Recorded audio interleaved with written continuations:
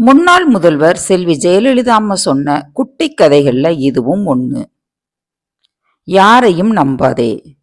கதையை கேட்கலாமா? வாங்க. அனைவருக்கும் வணக்கம். நான் உங்கள் அகிலா. இது கதை கேட்கும் நேரம். இந்த கதை பிடிச்சிருந்தா கண்டிப்பா சேனலுக்கு சப்போர்ட் பண்ணுங்க. நன்றி. ஒரு ஊர்ல சிறுவன் ஒருவன் மிகவும் சுட்டித்தனமாய் இருந்தான்.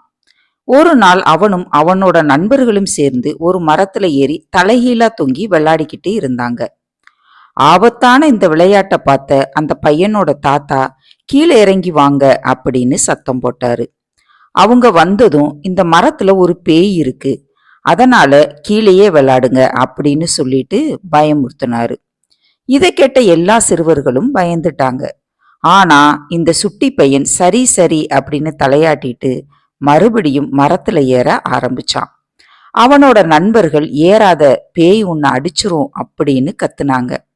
இந்த மரத்துல பேய் இருந்திருந்துச்சுன்னா இந்நேரத்துக்கு அது நம்மள அடிச்சு கொன்றுக்கும். தாத்தா நம்மள பயமுறுத்தி இருக்காரு அப்படின்னு சொன்னான். அதுக்கு மற்ற சிறுவர்கள், உன் தாத்தா சொன்ன போது சரி சரின்னு சொன்னியே, அது ஏன் அப்படின்னு கேட்டாங்க. எதிர்த்து பேசுனா அவர் மனசு கஷ்டப்படுமே, அதனால தான் அவரை சமாதானப்படுத்த சரி அப்படின்னு சொன்னேன் அப்படின்னு நண்பர்கள் கிட்ட சொல்லிட்டு மரத்துல ஏறினான்.